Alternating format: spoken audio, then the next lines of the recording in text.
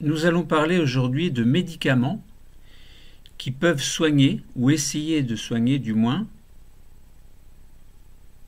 les conséquences du stress chronique, voire le stress chronique lui-même. Faire en sorte que le stress chronique n'existe plus ou soit relativement atténué. Alors nous allons parler tout à l'heure en détail des benzodiazépines. Je vous conseille, si ça vous intéresse, d'écouter également la deuxième partie de ce cours, donc après une présentation générale de quelques minutes. Je vais m'attarder sur l'effet des benzodiazépines. Donc il y a des pathologies qui sont dues et qui sont liées au stress aigu, bien entendu, mais également et surtout au stress chronique, puisqu'en général le stress aigu se termine par une résilience. Ça veut dire que la personne retrouve son état normal.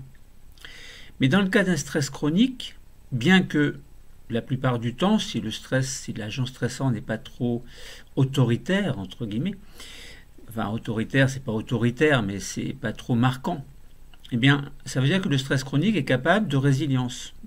La résilience, c'est-à-dire le retour à l'état normal, est également possible. Mais quelquefois, c'est pas possible. L'agent stressant est trop stressant. Et dans ce cas, eh bien, le stress chronique s'installe, comme nous l'avons dit, et très bien expliqué, essayé d'expliquer en tout cas, dans d'autres cours. Donc, ces pathologies qui résultent du stress chronique peuvent être traitées par des médicaments, notamment les benzodiazépines. Alors, si on peut éviter de les prendre, je vous dis tout de suite, il vaut mieux éviter de les prendre. Mais quand il n'y a pas le choix, quand le stress est vraiment trop chronique et ne guérit pas, si vous ne guérissez pas par rapport à quelque chose qui vous poursuit, eh bien c'est mieux alors avec l'accord médical évidemment, c'est mieux de suivre un traitement plutôt que, disons que la balance bénéfice-risque, lorsqu'elle penche sans traitement en faveur du risque, eh bien mieux vaut essayer de trouver une solution avec des méthodes thérapeutiques.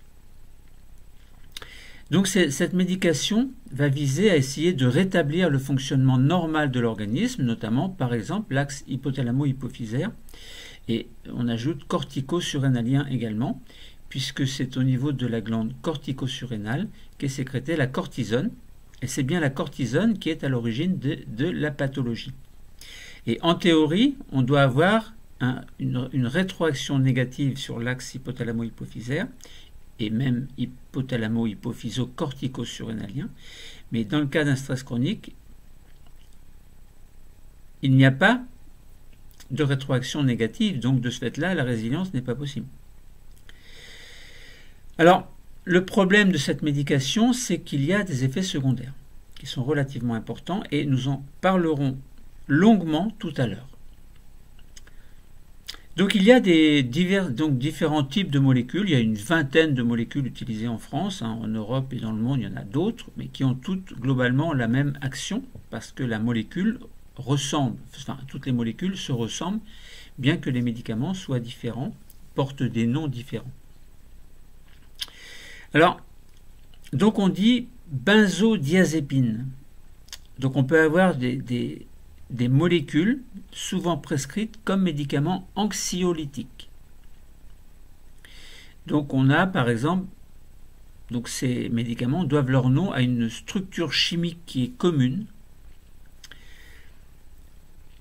C'est le noyau benzodiazépine.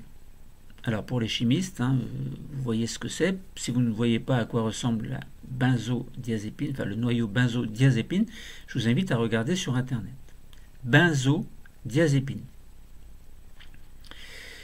Alors, ce qui varie par contre entre les différents principes actifs de ces médicaments, qui sont des benzodiazépines, mais ce sont les chaînes latérales qui varient d'une benzodiazépine à l'autre. Donc ces molécules sont utilisées pour calmer l'anxiété, d'où l'effet anxiolytique. Lytique, ça veut dire la lyse de quelque chose, c'est la destruction. Donc si on dit anxiolytique. Anxio, ça fait penser à anxiogène, anxiété. Et lytique, ça veut dire on détruit. Donc ça, on détruit l'anxiété. D'où le nom de médicament anxiolytique. Donc les benzodiazépines sont des anxiolytiques. Donc ça veut dire vont s'opposer à votre anxiété due au stress chronique.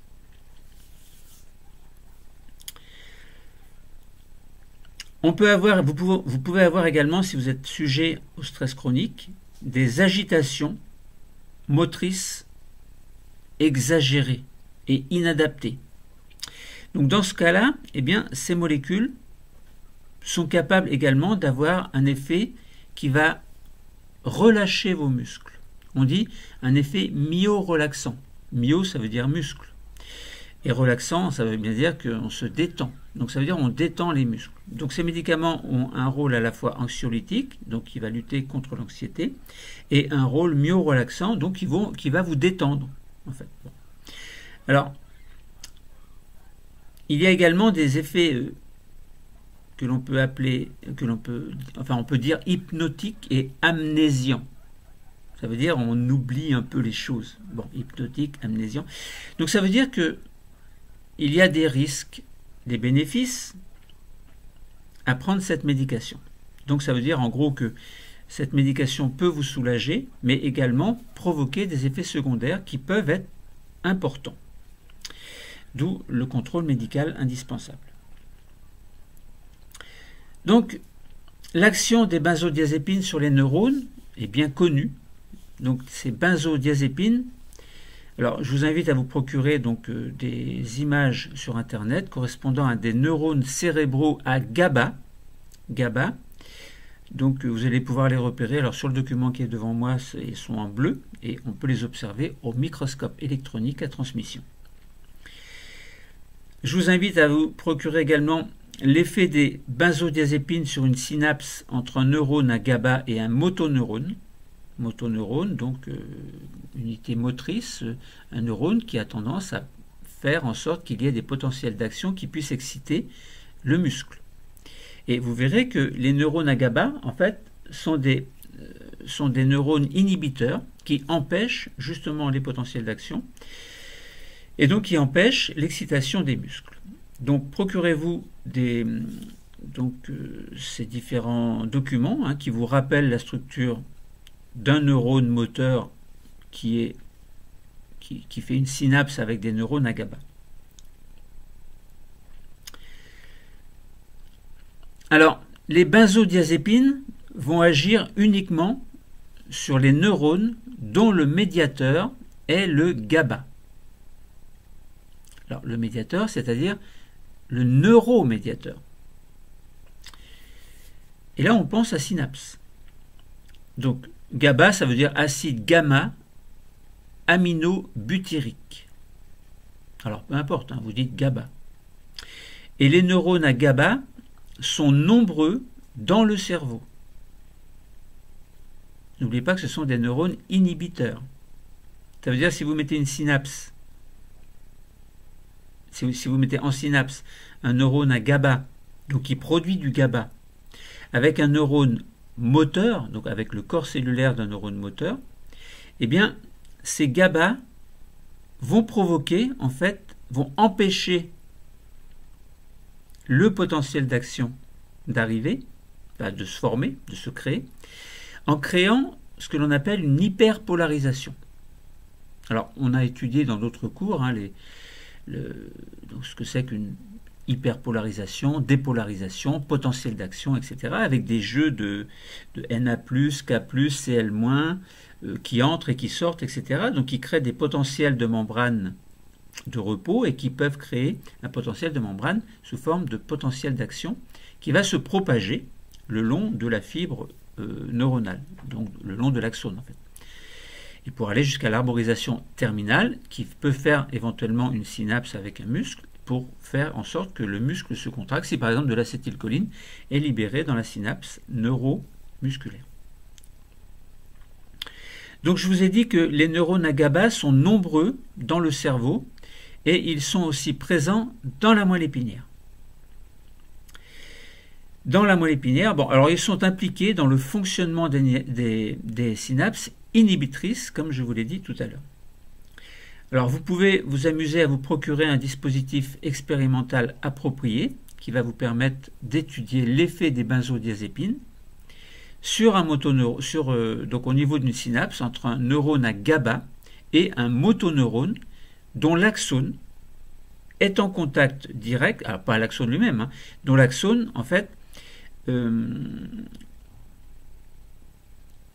va pouvoir véhiculer le message nerveux, donc le long de cette fibre du motoneurone, pour aller jusqu'à l'arborisation terminale et faire en sorte que ce message nerveux excitateur des fibres musculaires eh bien, soit modulé en faveur de moins de messages nerveux excitateurs. Du fait que le neurone à GABA, lui, qui est un neurone inhibiteur, en fait, eh bien, il va moduler l'effet, le message nerveux qui va faire en sorte que le muscle va moins se contracter. D'où l'effet myorelaxant. Donc si vous regardez bien, hein, si vous avez une électrode qui va pouvoir enregistrer le potentiel d'action, ou enregistrer en tout cas, pas forcément le potentiel d'action, mais ce qui va se passer en tout cas au niveau de la jonction synaptique. Donc vous avez une vésicule présynaptique, hein, vous avez un neurone, enfin, le côté présynaptique et le côté post-synaptique du côté corps cellulaire du motoneurone. Vous avez le noyau bien entendu, hein, parce que la synthèse est active également dans les neurones. Donc vous avez bien une fente synaptique et sous l'effet donc d'un message, ce neurone à GABA va libérer eh bien, son contenu pour faire en sorte qu'il y ait une fixation, donc on va en reparler après, hein. Il y a une fixation sur la membrane de ce neuromédiateur qui va faire en sorte que des ions chlorures vont pouvoir mieux passer à travers des canaux protéiques qui vont permettre justement à ce Cl- de passer et donc d'augmenter la polarité naturelle et de repos de ce neurone qui est négatif, enfin la polarité intracellulaire est négative par rapport à l'extracellulaire qui est, elle, positive. Donc si vous faites rentrer des ions Cl-, ça veut dire que vous augmentez la négativité de l'intérieur de la cellule et donc vous accentuez en quelque sorte l'hyperpolarisation. Vous faites une hyperpolarisation puisqu'il y a une polarisation de base. Donc vous avez si vous regardez la tension en millivolts en fonction du temps, eh bien vous avez un potentiel de repos par exemple à moins 70 millivolts. Eh bien, si vous injectez du GABA à l'aide d'une micropipette dans la fente synaptique entre le neurone à GABA et le neurone moteur, le motoneurone, eh bien vous injectez ce GABA, eh bien vous apercevez que la polarisation augmente. Donc la négativité augmente, vous avez une hyperpolarisation qui bascule de moins 70 millivolts à peu près moins 80, moins 90 millivolts, bon, selon la quantité de GABA que vous injectez. Donc ça veut dire que vous êtes très loin du seuil nécessaire à l'obtention du potentiel d'action qui lui se situe à peu près à moins 40 millivolts. Vous voyez, entre moins 40 millivolts et moins 80, vous êtes loin de créer un potentiel d'action. Et c'est là le rôle naturel du GABA, en fait, c'est de moduler cette arrivée de potentiel d'action, ou cette formation de potentiel d'action en hyperpolarisant la membrane de repos. Voilà, qui n'est plus au repos, qui est hyperpolarisée. Alors on s'aperçoit que si vous injectez du GABA, mais si vous injectez en même temps une benzodiazépine, eh bien vous vous apercevez que l'hyperpolarisation est beaucoup plus accentuée puisqu'on arrive à ce moment-là à moins 140 millivolts. Donc ça veut dire qu'une grande quantité d'ions chlorure sont rentrés, de Cl- sont rentrés, puisque le rôle des neurones à GABA, c'est de faire en sorte que le Cl- passe de l'extérieur vers l'intérieur de la cellule. Bon. Donc là, vous voyez que neurones à GABA, très important, ce sont des neurones inhibiteurs, du fait ils induisent de manière naturelle une hyperpolarisation, donc grâce à ce GABA, qui est un neurotransmetteur. Et si vous injectez en plus chez les personnes qui sont en stress chronique, vous leur donnez en fait des benzodiazépines, ça veut dire qu'elles vont de manière générale en fait diminuer leur activité de potentiel d'action, enfin, qui forment des potentiels d'action en faveur de l'hyperpolarisation, très accentuée par rapport à l'hyperpolarisation normale, et donc ça veut dire qu'on va avoir un effet myorelaxant beaucoup plus important que s'il n'y avait pas de benzodiazépine. Alors ça évidemment pour les personnes qui sont stressées de manière chronique. Donc c'est quand même relativement intéressant. Alors on peut se dire que c'est pas dangereux, hein, maintenant il y a toujours des effets secondaires. Alors l'action des benzodiazépines sur les récepteurs à GABA, on a dit que ce récepteur, enfin ce GABA en fait, ce neurotransmetteur était capable, donc, enfin son rôle, hein, c'est de faire entrer les ions chlorure à l'intérieur d'une cellule, en fait, à l'intérieur par exemple d'un corps cellulaire, neurone ou autre, pour faire en sorte que l'hyperpolarisation favorise la myorelaxation des muscles. Le récepteur au GABA, c'est une protéine. Et l'ouverture, donc c'est le récepteur au GABA, hein. Je parle, le GABA c'est un neurotransmetteur, mais le récepteur au GABA, qui se trouve dans la membrane, en fait, est une protéine canal, dont l'ouverture permet l'entrée d'ions Cl-. Donc je vous l'ai dit, hein, mais là je reprécise, et l'entrée de ces ions Cl- va être responsable de l'hyperpolarisation mise en évidence précédemment. Hein, donc je vous ai dit que sans GABA, donc avec GABA, seule l'hyperpolarisation existe et est modérée, mais si on ajoute une benzodiazépine, l'hyperpolarisation est beaucoup plus accentuée du fait que beaucoup plus d'ions Cl- vont pénétrer à l'intérieur de la membrane. Alors, outre le GABA, eh bien, ce récepteur peut fixer donc les benzodiazépines également, puisque l'action des benzodiazépines est de faire entrer encore plus d'ions Cl-. Donc ça veut dire que non seulement le GABA est capable de se fixer sur le récepteur protéine canal, mais également les benzodiazépines. Donc ça veut dire que c'est possible de faire agir un médicament pour lutter contre le stress chronique. Alors contre une partie du stress chronique, hein, parce que là on parle de l'effet myorelaxant. Hein, parce que, bon. Alors ce récepteur pour GABA et benzodiazépine peut également fixer d'autres molécules, comme par exemple des stéroïdes ou des barbituriques. Alors voilà, j'allais dire presque inquiétant. Ça l'est un petit peu quand même.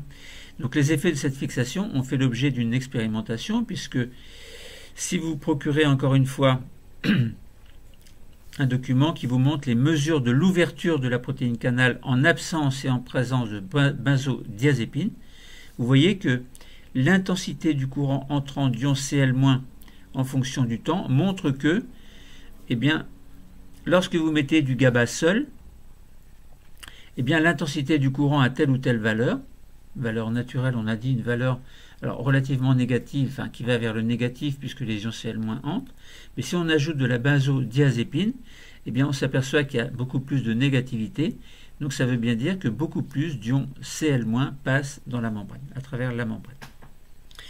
Bon, voilà, globalement, hein, pour dire globalement les choses. Alors la consommation de benzodiazépine en France, donc il faut qu'elle soit rigoureusement encadrée, puisqu'il y a des effets secondaires qui sont relativement importants. Et cette consommation de quelques benzodiazépines en France en 2015 montre que, alors si on prend une molécule particulière, par exemple le bromazépam, eh bien le bromazépam est pris surtout par les personnes qui ont entre 65 et plus que 80 ans, et beaucoup moins par la tranche d'âge 18-44 ans en prend très peu. en fait, mais en prend quand même, mais peu. Alors il n'y a pas de mesure faite dans ce document inférieure à 18 ans. Mais on peut se poser la question. Et valeur intermédiaire entre les 18-44 ans et 65 supérieurs à 80 ans, c'est la zone 45-54 ans qui en prend aussi pas mal. Surtout l'alprazolam. Alors pourquoi il y a plus de l'un ou l'autre qui est prescrit, ça c'est une affaire de médecins et de pharmaciens. Alors la consommation de benzodiazépines en France, elle est quand même relativement élevée. Bon, on peut se poser la question pourquoi.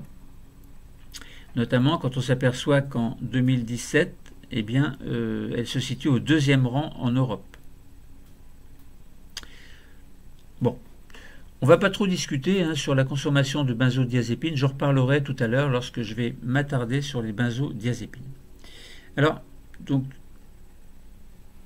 il y a des dérèglements, évidemment, consécutifs au stress chronique, donc des dérèglements qui engendrent diverses pathologies qui sont traitées par des médicaments dont l'effet vise à favoriser la résilience, c'est-à-dire le retour à l'état normal.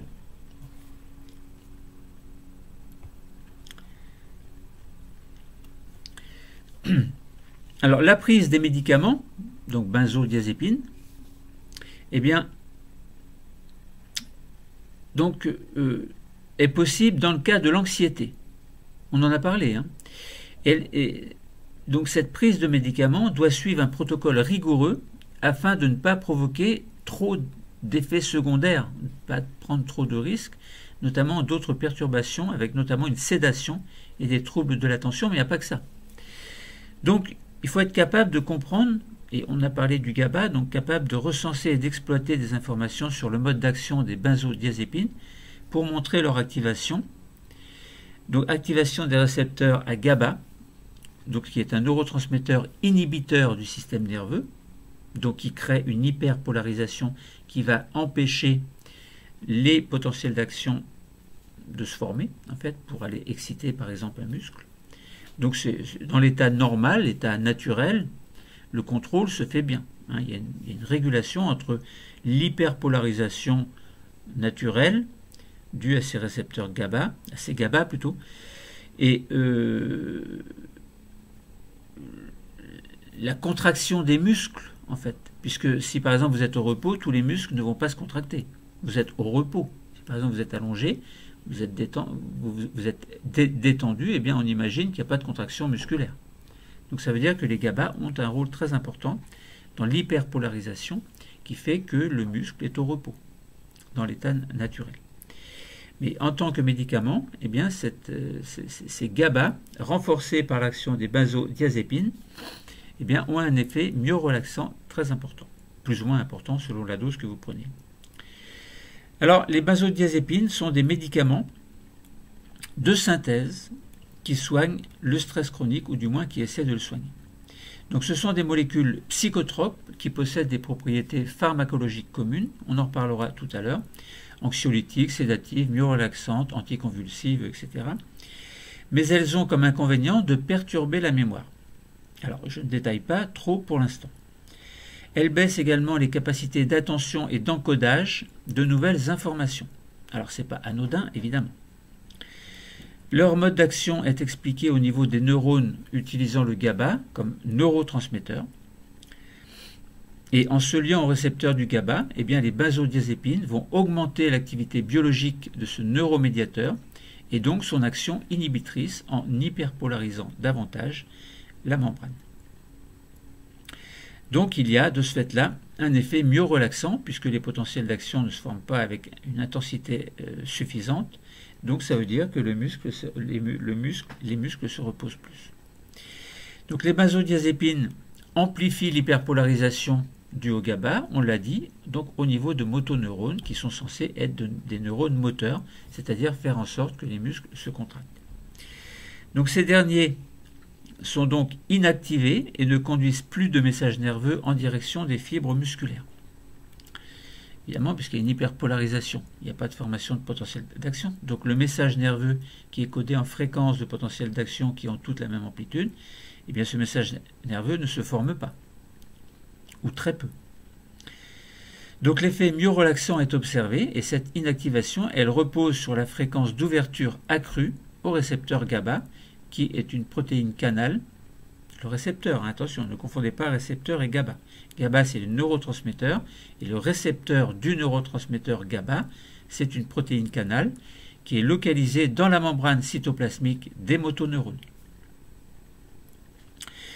Donc ainsi, eh bien, vous avez une quantité plus importante d'ions Cl- qui vont entrer dans le motoneurone au cours d'une même unité de temps. Donc l'hyperpolarisation due au GABA est amplifiée par ces benzodiazépines. Donc la population française, on a dit que c'était une forte consommatrice de benzodiazépines, et cette consommation concerne toutes les classes d'âge, mais s'accroît avec le vieillissement des personnes. Bien qu'efficaces, ces médicaments possèdent des effets secondaires notables dont nous allons parler tout à l'heure. Donc pour ces raisons, eh bien, un encadrement rigoureux de la prise de ces psychotropes est nécessaire. Alors, si on laissait la parole aux experts, donc réponse d'experts à vos questions, en fait, eh bien, si vous allez sur le site pharmacomédical.org, et notamment en cherchant le thème médicaments par spécialité, et vous avez l'item benzodiazépine, eh bien vous pouvez trouver une fiche qui va vous expliquer des choses relativement importantes. Benzodiazépine. Eh bien, si on fait le résumé,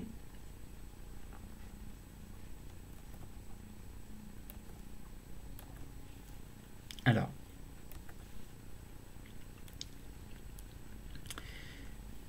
si on fait le résumé de ce que l'on peut s'attendre à lire ou à comprendre sur les benzodiazépines, eh bien, agissant au niveau des récepteurs spécifiques couplés au GABA de type A, les benzodiazépines sont des substances anxiolytiques les plus utilisées, en raison de leur efficacité symptomatique rapide et de leur faible toxicité. Les benzodiazépines sont rapidement absorbés dans le tube digestif et métabolisés principalement au niveau hépatique, c'est-à-dire au niveau du foie. Donc ça veut dire que le foie a un rôle très important dans la prise de ces médicaments. Et certains composés donnent naissance à des métaboliques actifs aux propriétés voisines. Elles possèdent des propriétés pharmacologiques communes, donc on avait sous-entendu précédemment, on avait dit anxiolytiques, sédative, amnésiante, myorelaxante, anticonvulsivante, expliquant leur indication clinique dans l'épilepsie. Donc anticonvulsivante, donc c'est intéressant pour l'épilepsie, l'anxiété et l'insomnie, mais également leurs effets indésirables dont le plus fréquent est la sédation. Cet effet est plus fréquent et intense chez les personnes âgées, chez qui elle peut revêtir une symptomatologie variée et avoir des conséquences délétères, par exemple une chute. Donc, le potentiel de pharmacodépendance de ces produits justifie le respect rigoureux de la durée globale du traitement, qui ne doit pas excéder en général 12 semaines, comprenant la période de réduction de la posologie. Parce qu'on ne s'arrête pas brusquement de prendre la médication, il faut un arrêt progressif. Donc ce qui nécessite l'instauration d'un contrat thérapeutique avec le patient et une réévaluation systématique de la justification rationnelle de ce traitement avant toute reconduction du traitement. Alors, les médicaments existants, donc il y en a une cinquantaine de benzodiazépines sont commercialisées à travers le monde, dont 18 en France. On retrouve, alors à l'heure où je vous parle, on retrouve généralement alprazolam, bromazépam, clobazane, clobazépam, etc., etc. Bon, on ne va pas tous les citer, ça ne sert à rien, on n'y comprend pas grand-chose dans ces noms-là, mais ce qu'il faut retenir, c'est que la configuration chimique chez toutes ces molécules est pratiquement la même. Alors, mécanisme d'action des différentes molécules, eh bien, elles agissent sur des sites de liaison spécifiques aux benzodiazépines qui se situent au niveau du complexe macromoléculaire du récepteur GABA-A. Ce récepteur GABA comprend un canal transmembranaire perméable aux ions chlore, dont l'ouverture est contrôlée par le GABA et modulée par différentes substances, dont les barbituriques et les benzodiazépines. Benzodiazépines qui nous intéressent évidemment. En se fixant sur leur site, les benzodiazépines facilitent l'action du GABA, responsable de l'inhibition pré- et post-synaptique par une augmentation de la perméabilité de la membrane aux ions chlore, et on parle là d'hyperpolarisation. Ça veut dire qu'on a le GABA qui permet l'entrée d'ions chlore, et si une benzodiazépine est fixée sur la protéine canal, eh bien on a une amplification de l'entrée d'ions chlore, donc on a une hyperpolarisation accentuée par rapport à l'hyperpolarisation relativement normale et contrôlée du GABA à l'origine. Donc ça veut dire qu'on a moins de probabilité de chance de tomber, enfin qu'un potentiel d'action se forme, d'où l'effet myorelaxant. Alors ce complexe récepteur GABA canal chlore est formé de plusieurs sous-unités, bon peu importe. On ne va pas détailler tout, nous on dit juste l'essentiel. Et l'étude de la répartition topographique et fonctionnelle des récepteurs couplés aux benzodiazépines, et bien dans le système nerveux central, montre l'existence de deux sous-unités. Bon, on ne va pas détailler. Donc également, on a des sites de fixation que l'on appelle périphériques et on leur décrit des fonctions associées au métabolisme en relation avec les mitochondries qui sont en relation avec la formation d'énergie, notamment formation de molécules d'ATP. Donc il faut retenir que les actions anxiolytiques, sédatives et anticonvulsivantes dépendent des sites, d'un certain type de site, alors que l'action myorelaxante s'exerce préférentiellement sur d'autres sites, notamment les sites BZ2. Ceux que ça intéresse. Alors, quels sont les effets utiles en clinique?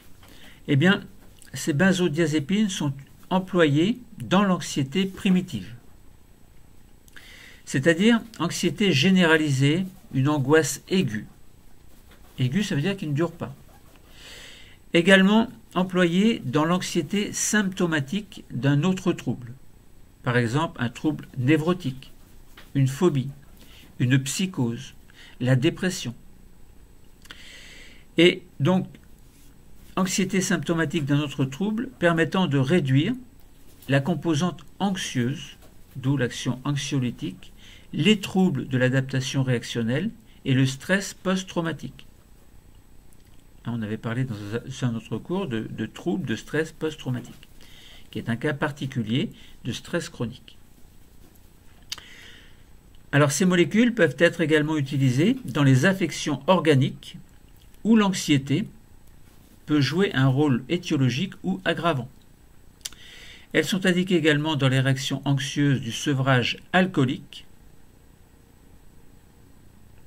pré-délirium tremens ou délirium tremens.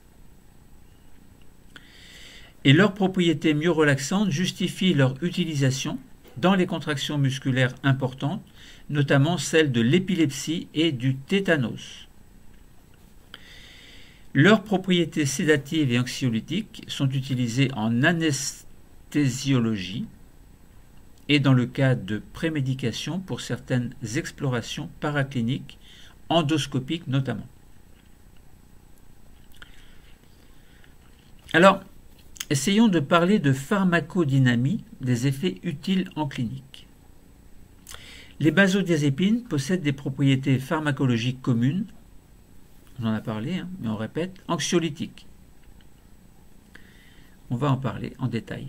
Sédatives, amnésiantes, myorelaxantes, anticonvulsivantes et orexigènes.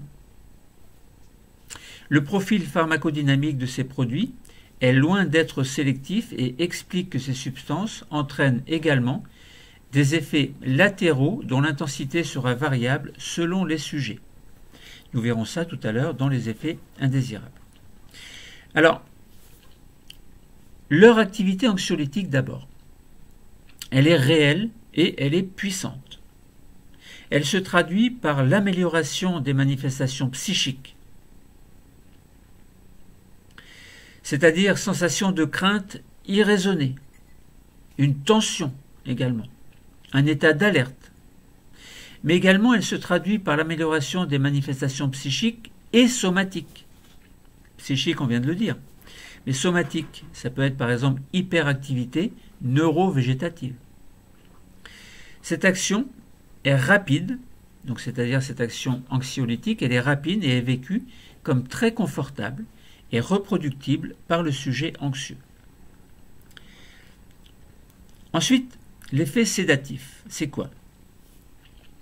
Eh bien, l'effet sédatif est à l'origine de la somnolence, provoquée par les benzodiazépines et sous-tend leur action hypnotique. Contrairement à l'effet anxiolytique, la sédation est soumise à une tolérance rapide puisqu'elle s'atténue en quelques jours. Donc il y a une adaptation réelle. L'effet sédatif est d'autant plus puissant que la demi-vie d'élimination du produit est courte. Pour une action purement anxiolytique, on choisira donc préférentiellement des benzodiazépines à T de demi-vie élevé. C'est préférable. Ensuite, on a parlé d'action amnésiante. Ça veut dire quoi? Eh bien, l'action amnésiante, c'est une caractéristique bien établie des benzodiazépines, bien que sa découverte ne fût pas immédiate. En effet, cette propriété a été mise en évidence par les anesthésistes qui ont constaté que les patients ayant reçu des benzodiazépines ne gardaient aucun souvenir de leur jour d'opération. Elle continue, donc cette action amnésiante, à avoir un intérêt clinique dans ces situations inconfortables et désagréables, donc notamment utilisation comme prémédication en anesthésie ou lors des examens endoscopiques. Les benzodiazépines n'altèrent que certaines formes de mémoire. La mémoire à court terme, procédurale et sémantique ne sont pas altérées. En revanche, la mémoire épisodique est perturbée, notamment celle portant sur l'étape d'acquisition de l'information. Ces altérations peuvent être accentuées chez le sujet âgé et en cas de sédation importante. Ensuite, on avait parlé d'action anticonvulsivante. Ça veut dire quoi? Eh bien, cette action anticonvulsivante, elle empêche l'apparition ou augmente les seuils d'apparition des convulsions cloniques et toniques induites par des convulsivants chimiques, par exemple la picrotoxine, le fluoroquinolone. Cette action anticonvulsivante peut entraîner la survenue paradoxale de crises convulsives en cas de sevrage trop rapide après une imprégnation chronique à forte dose. Ensuite, on avait parlé d'action myorelaxante. Les benzodiazépines diminuent le tonus des fibres striées. Par action centrale, c'est-à-dire inhibition des réflexes polysynaptiques facilitateurs sur les motoneurones, contrôlant le tonus musculaire. Et ceci sans perturber la transmission au niveau neuromusculaire. À forte dose, les benzodiazépines entraînent une incoordination motrice. Ça veut dire une maladresse, voire un syndrome cérébelleux et une ébriosité. Tout ceci va faire en sorte qu'il va y avoir une contre-indication en relation avec la conduite automobile ou des machines, évidemment. Les benzodiazépines sont antispastiques. Ça veut dire qu'elles diminuent le tonus pathologiquement élevé de la musculature squelettique. Comme par exemple dans la spasticité provoquée par la décérébration, les lésions médulaires, traumatiques, vasculaires, etc., etc. Et ensuite, on avait parlé d'effets orexigènes. Est également décrit avec les benzodiazépines, même s'il s'agit d'un effet documenté, surtout chez l'animal. Les benzodiazépines sont également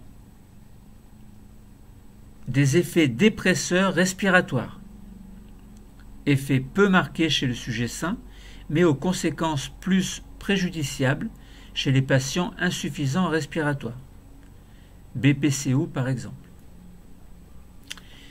Bon. Quelles sont les caractéristiques pharmacocinétiques utiles en clinique?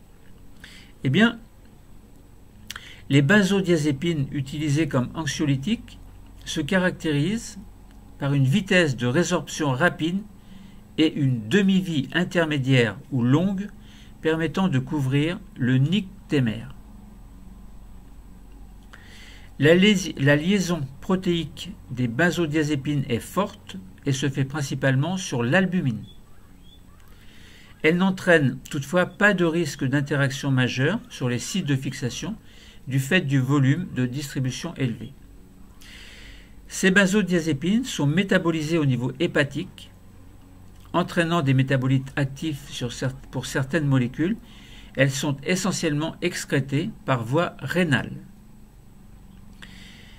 Ces benzodiazépines franchissent la barrière hémato-placentaire et passent également dans le lait. Ces propriétés pharmacocinétiques risquent d'être modifiées chez le sujet âgé, notamment altération de la demi-vie d'élimination, et chez l'insuffisant rénal ou hépatique, avec diminution de la clairance métabolique et augmentation de la demi-vie des produits. Alors, quelles sont les sources de la variabilité de la réponse?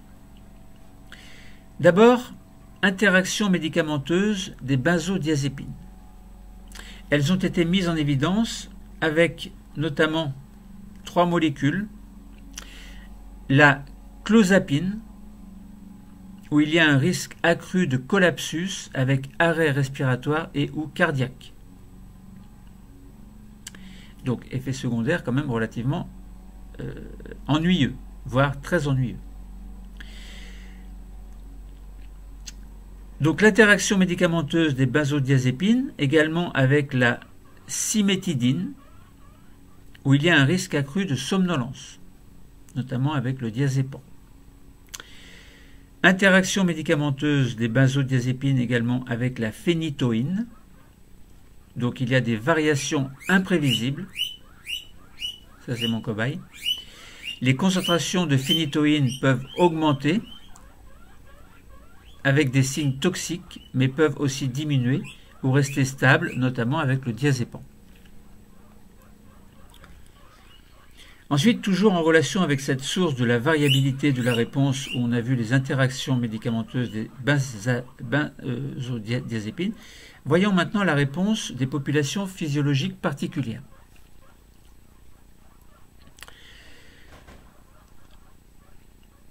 Premier point, chez le sujet de plus de 65 ans, l'utilisation de ces médicaments nécessite des précautions compte tenu des modifications pharmacocinétiques et pharmacodynamiques, notamment sensibilité des récepteurs. Ainsi, il est recommandé de diminuer la posologie des benzodiazépines, car la demi-vie des benzodiazépines s'allonge de manière progressive et homogène, exposant les patients à des risques d'accumulation et de surdosage, notamment si la fréquence des prises et la dose ne sont pas réduites par rapport à celle administrée à l'adulte jeune ou plus jeune. Donc chez le sujet âgé, la dose de médicament sera toujours, au moins au début, divisée par un facteur de 2 ou 3. Deuxième point, chez la femme enceinte.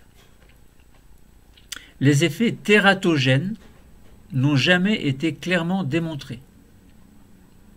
Des malformations, essentiellement des fentes palatines, ont été signalées, expliquant que l'usage de benzodiazépines soit évité au cours du premier trimestre.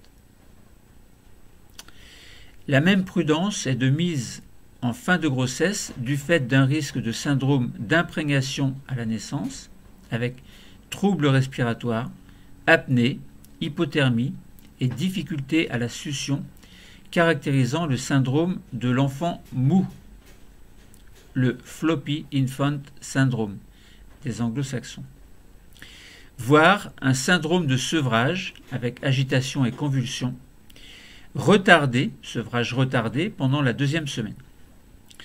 Du fait de son passage dans le lait et des effets sédatifs, il convient d'arrêter l'allaitement si leur prescription est indispensable.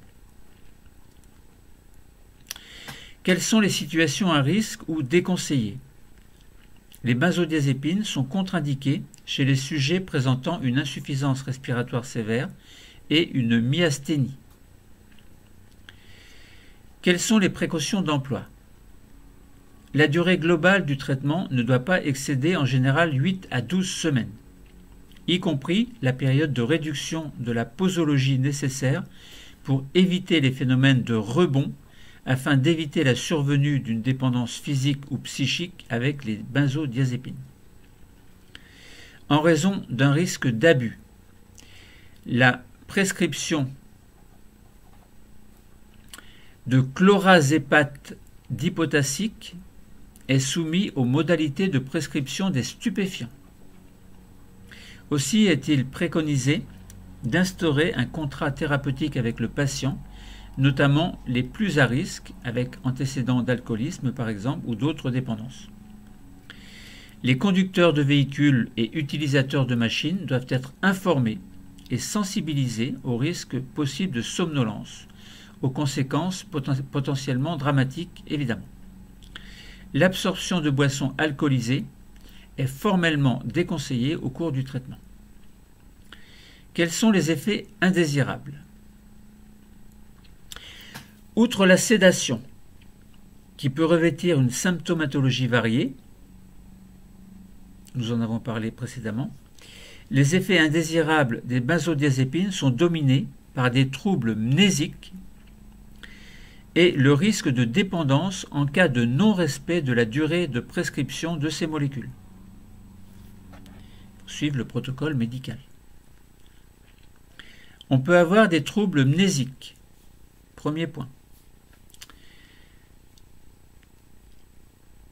Comme nous l'avons vu, les benzodiazépines ont un effet amnésiant en aigu, effet utilisé en thérapeutique dans la prémédication.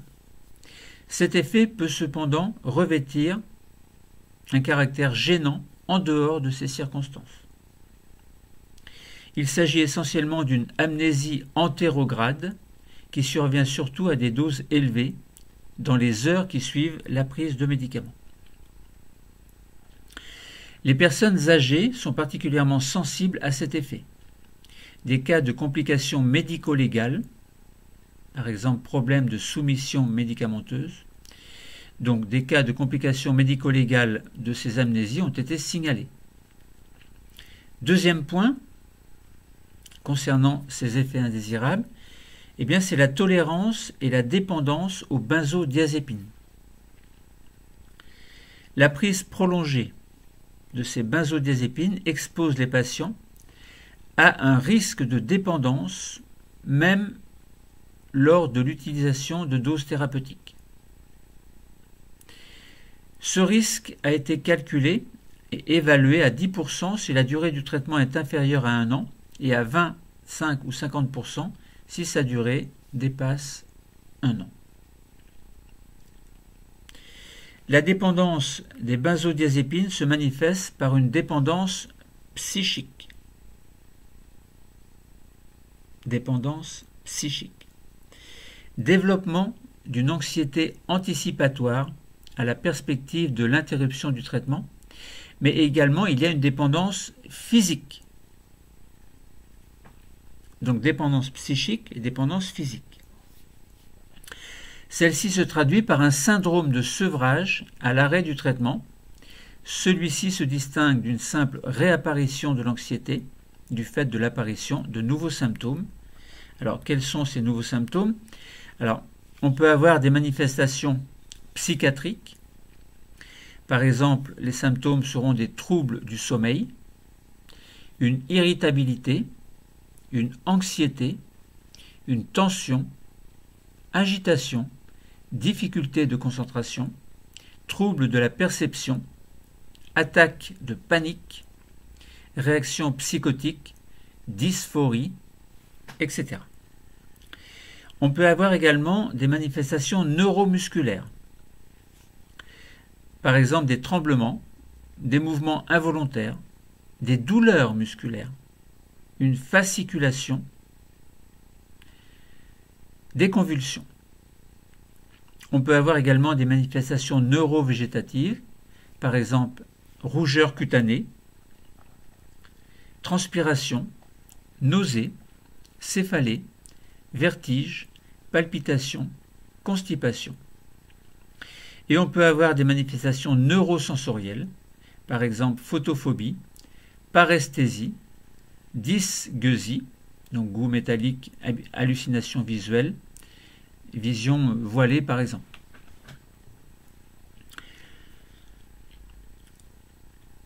Donc, des facteurs de risque favorisant le développement d'une dépendance aux benzodiazépines ont été identifiés. Par exemple, une durée de traitement supérieure à 3 mois, la prise de fortes doses de benzodiazépines, le profil de personnalité du sujet, par exemple névrotique ou sujet présentant d'autres conduites addictives alcooliques, médicamenteuses ou avec des produits illicites.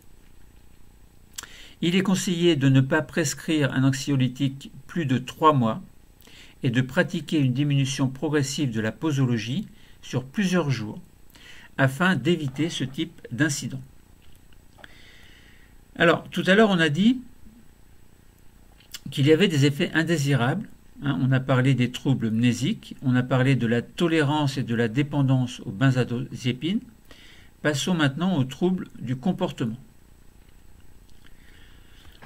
Des troubles du comportement, de survenue rare, ont été impliqués dans la survenue de troubles du comportement comportant une désinhibition, une euphorie, une irritabilité, une amnésie de fixation. Ce syndrome peut s'accompagner de troubles potentiellement dangereux pour le patient ou pour autrui, à type de, par exemple, comportement inhabituel pour le patient, ou bien comportement agressif, notamment si l'entourage tente d'entraver l'activité du patient, également des conduites automatiques avec amnésie post-événementielle, par exemple voyage lointain. Donc il a fait l'objet d'une mise au point par l'ANSM.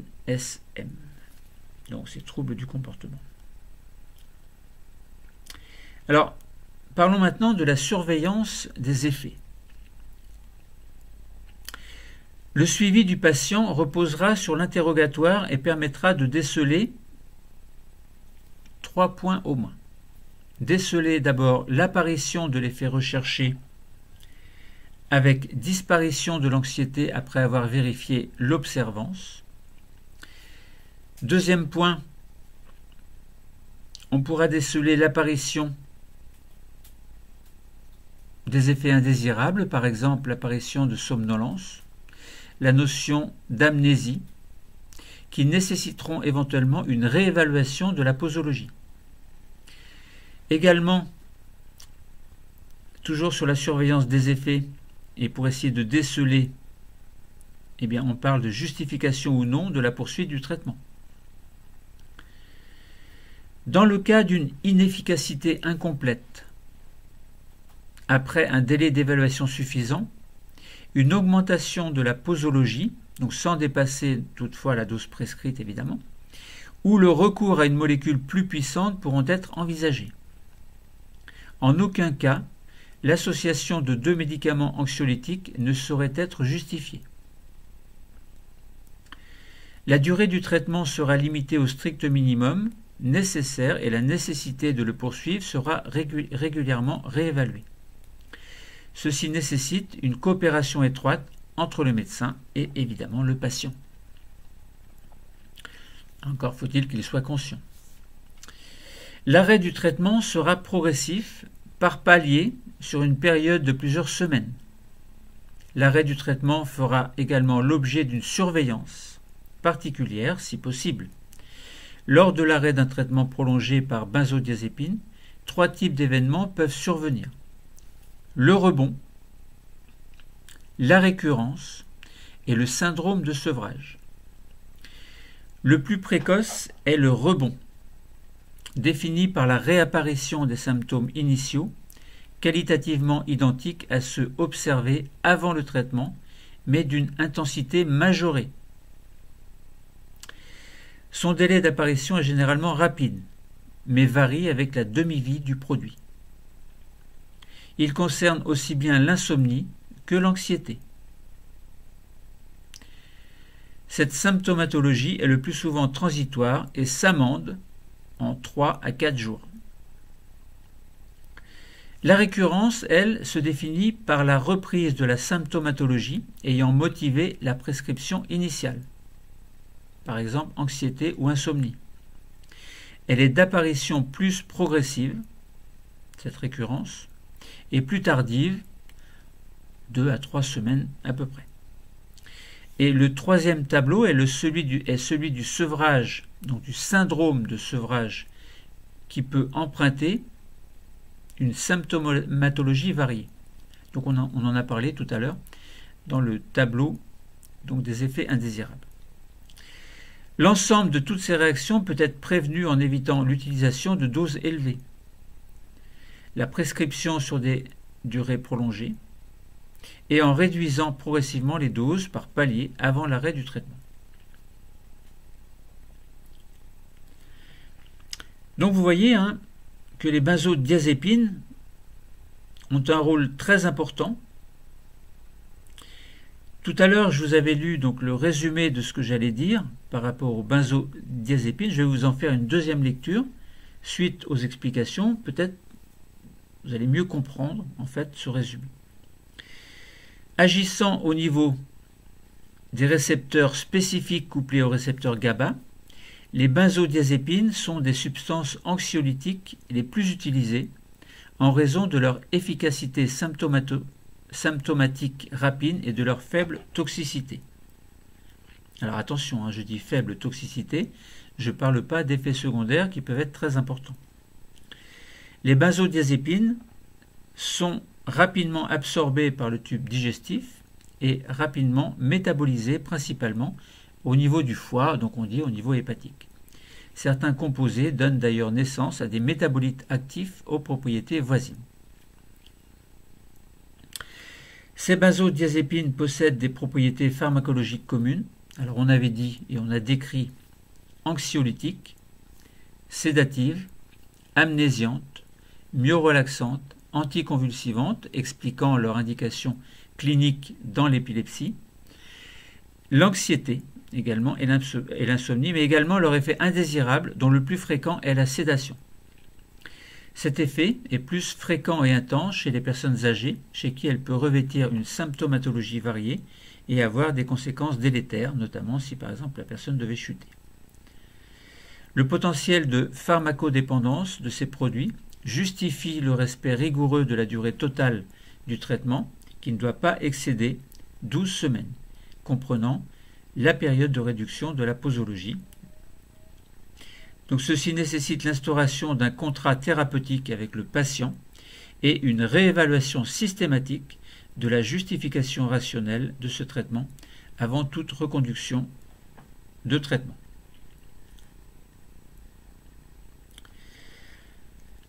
Donc voilà, on a parlé des médicaments qui soignent le stress chronique, on a parlé notamment des benzodiazépines. On a vu qu'il y avait des pathologies qui étaient liées au stress chronique qui pouvaient être traitées par ces médicaments. On a vu l'action des benzodiazépines sur les neurones, avec notamment leur action hyperpolarisante qui qui peut accentuer l'effet naturel hyperpolarisant des neurones à GABA. Donc on a une hyperpolarisation accentuée et donc moins de possibilités d'apparition des potentiels d'action dont le rôle serait de, en arrivant au niveau des jonctions, au niveau d'une synapse neuromusculaire, eh bien, pas d'excitation du muscle, en fait, puisqu'il y a moins de potentiel d'action, donc de messages nerveux potentiels d'action qui arrivent, du fait de l'hyperpolarisation de ces neurones à GABA, dont l'effet du neuromédiateur est amplifié par les benzodiazépines. On a vu également que l'action des benzodiazépines sur les récepteurs au GABA était amplifiée, notamment au niveau de... Alors quand on dit hyperpolarisation, ça veut dire que les ions chlore en fait vont pénétrer plus à l'intérieur de la membrane grâce à l'ouverture de canaux, allez on va dire chlore, qui permettent la fixation du GABA et des benzodiazépines, canaux qui vont s'ouvrir pour laisser passer les ions chlorure, et ce d'autant plus qu'il y a déjà, alors non pas les GABA seuls, mais également les benzodiazépines, et plus il y a de benzodiazépines, plus il y a de molécules, plus il y a d'ions chlore qui vont entrer en fait, et plus l'hyperpolarisation sera importante. Donc moindre apparition de potentiels d'action qui ne vont pas, évidemment, puisqu'ils n'existent pas, exciter les muscles. D'où l'effet myorelaxant que nous avons pris en exemple pour étudier le détail. On avait parlé de la consommation de benzodiazépines qui doit être rigoureusement encadrée. Donc voilà, le cours normalement est terminé. On a bien vu que ces dérèglements engendrent, donc dérèglement du système qui permet, qui entraîne le stress chronique, eh bien, entraîne des pathologies qui peuvent être traitées par des médicaments, notamment les benzodiazépines, qui favorisent la résilience. Alors, c'est pas vraiment une résilience, c'est essayer de retrouver un état normal malgré le stress chronique. Mais si l'agent stresseur, une fois que la personne arrête ce traitement, donc si l'agent stresseur est toujours là, eh bien ça veut dire que la résilience, c'est pas simple. Donc il faut une médication. Alors ça dépend évidemment de la personne, ça dépend de l'agent stresseur, ça dépend de beaucoup de paramètres en fait. Le cours est terminé. Merci.